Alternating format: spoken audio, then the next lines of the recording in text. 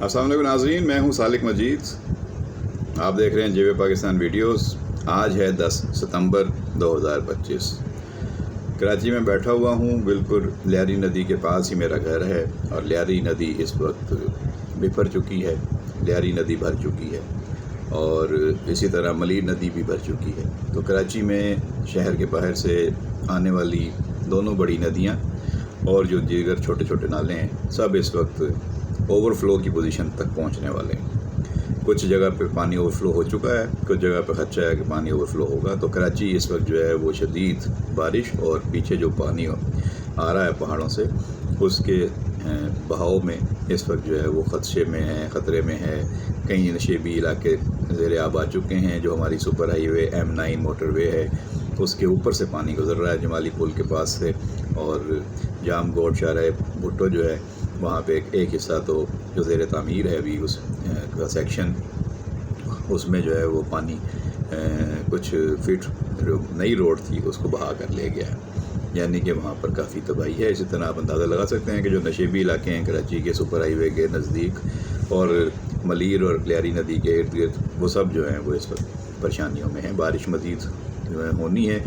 कल ही कहा गया है कि 11 सितंबर को भी बहुत तेज़ बारिश होगी। पहले भी एक बताया गया था कि 100 मिलीमीटर तक बारिश कराची में हो सकती है। इस वक्त भी मैं लाइव वेदर रिपोर्ट्स देख रहा हूँ तो कराची से कोई 45-50 किलोमीटर दूर बलूचिस्तान की तरफ तेज़ बारिश गहरे बादलों के साथ वहाँ पे हो रही है, और समुंदर में भी और बलूचिस्तान की तरफ भी, और पीछे अंदरूनी सिंध भी मुख्तलिफ इलाकों में तेज़ बारिश हो चुकी है, थर से लेकर ठट्ठा तक और हैदराबाद तक। तो अब देखें कराची की सूरत हाल क्या बनती है। कराची में आज कमिश्नर कराची ने स्कूलों की छुट्टी दे दी है। लोग मोहतात रहें, और इस वक्त जो है वो लियारी नदी और मलीर नदी के अतराफ़ में बहुत एहतियात करने की ज़रूरत है। गैर ज़रूरी सफ़र करने से, ड्राइव करने से गुरेज करना चाहिए। और जो हमारी कुरंगी कॉज वे है वो इस वक्त वहाँ पे तेज़ पानी के बहाव के नीचे आ चुकी है, वहाँ पे रास्ता बंद कर दिया गया है ट्रैफिक के लिए। तो ये तो कराची की सूरत हाल है। ख़बरें बहुत हैं आज।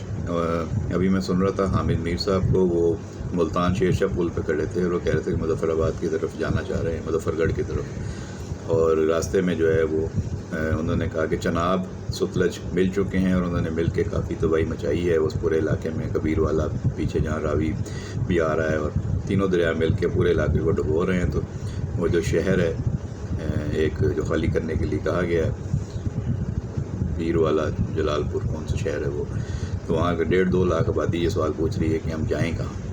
और वहाँ पे कश्तियाँ कम पड़ गई हैं। सरकारी और प्राइवेट कश्तियों वालों ने काफ़ी महंगे रेट्स पर लोगों को वहाँ से नकल मकानी की जो सहूलत है वो दे रहे हैं, लेकिन वो काफ़ी लूट मार कह रहे हैं कि वहाँ हो रही है। इसके अलावा जल्दी इमराज फैलना शुरू हो गए हैं, अशोक चशम और जल्दी इमराज ये वहाँ पे, और मच्छरों की बहुतात है, तो ज़ाहिर है कि बीमारियाँ फैल सकती हैं। इस तरफ तवज्जो देने की ज़रूरत है, वरना पूरा साउथ पंजाब जो है वो बीमारियों की लपेट में आ सकता है। तो अल्लाह खैर करे।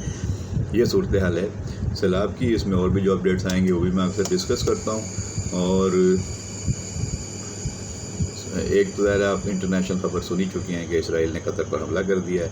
कतर पर मिसाइल हमला बज़ाहिर उन्होंने हमास के लोगों को मारने के लिए किया है, और उसमें वो कहते हैं उन्होंने अपना टारगेट अचीव कर लिया है। सारी दुनिया में इस हमले की मजम्मत की गई है। कतर की आज़ादी पर भी ये हमला है, लेकिन ये हमला पाकिस्तान जैसे मुल्क में, पाकिस्तान जैसे मुल्क के लोगों के लिए बहुत कुछ सोचने समझने का मौका फराहम कर रहा है। इस हमले की तो हम मजम्मत करते ही करते हैं ज़ाहिर है, लेकिन सबको करनी चाहिए मजम्मत। लेकिन ये समझने की ज़रूरत है कि जिस मुल्क के पास दौलत बहुत हो लेकिन हथियार ना हो, दिफाई सलाहियत ना हो, उसके साथ दूसरी दुनिया क्या करती है। कतर इस वक्त दुनिया का अमीर तरीन मुल्क है और उसके पास दौलत के ढेर लगे हुए हैं। उन्हें समझ नहीं आती दौलत खर्च कहाँ करनी है, लेकिन उनके पास पाकिस्तान जैसी फ़ौज नहीं है। आज अगर उनके पास एक अच्छी फ़ौज होती जो दिफाई सलाहियत की हामिल होती तो दुश्मन उनकी तरफ आंख उठा के ना देखता, यूं अपनी मर्ज़ी से जब चाहता मिसाइल ना मारता। इसलिए पाकिस्तानियों, पाकिस्तान के नौजवानों, पाकिस्तान की फ़ौज से कदर करो। पाकिस्तान की फ़ौज है तो इंडिया ने जब हम पे हमला किया तो हमने उसको ऐसा जवाब दिया, ऐसा करारा जवाब दिया कि उसको नानी याद आ गई और वो पाँव दबा के भागा और दुनिया से जाके मदद मांगी कि मुझे बचाओ, मुझे बचाओ। तो फिर ट्रंप ने उसकी जान बचाई, जंग रुकवाई। तो पाकिस्तानी फ़ौज की कदर करो। आज हम पाकिस्तानी अफवाज की वजह से ही सुख चैन की नींद सोते हैं, और हमें पता होता है कि दुश्मन हमारी तरफ आंख उठा के नहीं देख सकता। अगर कोई किसी ने मैली आंख से देखा तो हम उसकी आंख ही फोड़ देंगे। تو پاکستانی فوج کے جوانوں، ہمیں تم پر فخر ہے، تم پہ ناز ہے، تم ہمارے ہیرو ہو۔ جن لوگوں نے ہمارے لیے اپنی جانیں پر قربان کی، شہادتیں دی، وہ ہمارے ہیروز ہیں۔ ہمیں ہمیشہ ان کو سلام پیش کرنا چاہیے، یاد رکھنا چاہیے۔ جو غازی ہیں وہ ہمارے ہیرو ہیں۔ تو ہمیں اپنی فوج پر بھروسہ، اعتبار اور محبت ہونی چاہیے، اور ہمیں ان کی قدر کرنی چاہیے۔ اللہ کا لاکھ لاکھ شکر ہے کہ ہمارے پاس ایسی زندہ دل فوج ہے، ایسی دفاعی صلاحیت ہے کہ دشمن، بڑے سے بڑا دشمن بھی ہماری طرف میلی آنکھ سے نہیں دیکھ سکتا۔ 100 بار سوچے گا کہ اس سے اگر ہم نے لڑائی کی تو انجام کیا ہوگا۔ لیکن ابھی آپ نے دیکھ لیا قطر کا حال، کہ وہاں پہ دولت کے انبار لگے ہوئے ہیں، دنیا کی ہر شے ان کے پاس موجود ہے، لیکن ایسی دولت کا کیا کرنا ہے؟ سمندر میں ڈالنا ہے، دریا میں ڈالنا ہے، کیا کرنا ہے؟ کہ جب دشمن چاہتا ہے وہ اٹھ کے میزائل سے حملہ کر دیتا ہے، جہاں چاہتا ہے وہاں حملہ کر دیتا ہے، اور آپ کچھ نہیں کر سکتے۔ تو اللہ تعالیٰ بچائے، مسلمانوں کو متحد کرے، اور ہمیں ایسی دفاعی صلاحیت سارے اسلامی ملکوں میں دلائے جیسے ہمارے پاس ہے، اور ہمارے بھی لوگوں کو ہدایت دے جو لوگ ان چیزوں کے اوپر تنقید کرتے ہیں اور خواہ جو ہے ان چیزوں کے اوپر اعتراض اٹھاتے ہیں، تو اب انہیں قطر پر اسرائیل کے حملے سے آنکھیں کھول لینی چاہیے۔ اچھا جی، پاکستان کی سیاست کیا کہہ رہی ہے وہ بھی ہم ڈسکس کرتے ہیں۔ پہلے تھوڑا سا میں بتاؤں کہ کچھ خبریں ہیں جو آپ کے ساتھ اس علاوہ کے علاوہ بھی میں نے ڈسکس کرنی ہے۔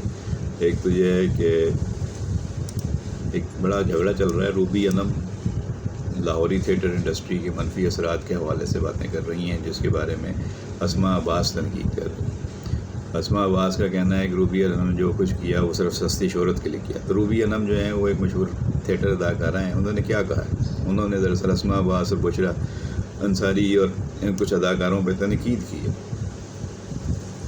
احمد علی بٹ کے پوڈ کاسٹ میں انہوں نے شرکت کی تھی، اور وہاں پہ اپنے کیریئر اور نجی زندگی سمیت مختلف امور پہ بات چیت کی تھی۔ تو یہ جو ہے اسما عباس نے اب احمد علی بٹ کے پروگرام میں شرکت کر کے روبی انم کی جانب سے ان پر کی جانے والی تنقید کا جواب دیا ہے، اور ایک نئی بحث چھوڑ دی۔ اچھا، کئی لوگوں کو تو پتہ نہیں تھا کہ روبی انم نے کیا کہا ہے۔ یہ اسما عباس نے خود ہی وہ ساری باتیں دہرا کے کہ اس نے یہ کہا اور سستی شہرت کے لیے کہا، تو اب لوگوں کو پتہ چلا کہ اچھا جی روبی انم نے کچھ کہا ہے، تو اس کو دیکھیں کہ کیا کہا ہے۔ گزشتہ ماہ تھیٹر اداکارہ روبی انم نے ویلاگنگ کرنے پر بشرا انصاری اور اسما عباس کو تنقید کا نشانہ بنایا تھا، اور کہا تھا کہ اب ان کی عمر ہو چکی ہے، اس لیے انہیں آرام کرنا چاہیے۔ اب یہ بات تھی دراصل جس پہ جو ہے وہ بھڑک اٹھی ہیں اسما عباس، اور ان کا کہنا ہے کہ روبی انم نے جو کیا وہ سستی شہرت حاصل کرنے کے لیے کیا، اور انہوں نے لاہور کی تھیٹر انڈسٹری کے فنکاروں کے منفی تاثرات کو تقویت دی ہے۔ اب یہ ایک کنٹروورسی چل رہی ہے جس پہ لوگ اپنی اپنی رائے کا اظہار کر رہے ہیں۔ دوسری طرف پشاور سے بھی کسی طرح کی خبر ہے، یہ خبر جو ہے آپ نے شاید دیکھی ہو کہ فحاشی پھیلانے کے الزام میں پشاور میں خاتون ٹک ٹاکر کو گرفتار کر لیا گیا ہے۔ الزام یہ ہے کہ سوشل میڈیا پر بیہودہ فحش اور غیر اخلاقی مواد پھیلانے کی وجہ سے ان کو گرفتار کیا گیا ہے۔ ان کا نام علیشہ ہے۔ علیشہ کو پولیس نے گرفتار کر لیا ہے۔ اب یہ علیشہ 007 کہلاتی ہیں، اور ان کو تھانہ گلبہار پولیس کی کارروائی پر مقدمہ درج کر کے گرفتار کر کے مزید تفتیش کی جا رہی ہے۔ تو یہ پچھلے دنوں اس طرح کے کچھ بیانات اور بھی اداکاروں نے دیے تھے کہ پاکستان میں بڑی فحاشی پھیل رہی ہے اور ان کو جو ہے گرفتار کیا جائے۔ ادھر تھانہ کوتوالی پولیس نے کارروائی کرتے ہوئے بے حیائی پھیلانے والے خواجہ سرا سجل خان کو بھی گرفتار کر لیا ہے۔ اس کے علاوہ تھانہ گلبہار کی کارروائی کے دوران سوشل میڈیا پر غیر اخلاقی مواد اپلوڈ کرنے کے الزام میں علیشہ 007 کو گرفتار کیا گیا ہے۔ تو یہ کارروائیاں وہاں پہ ہو رہی ہیں، دیکھیں کیا صورتحال بنتی ہے۔ آج جناب کراچی میں اسکولوں کی چھٹی ہے، بچوں کے لیے خوشخبری ہے کہ بھائی چھٹی کرو، موج کرو، گھر پہ بیٹھو۔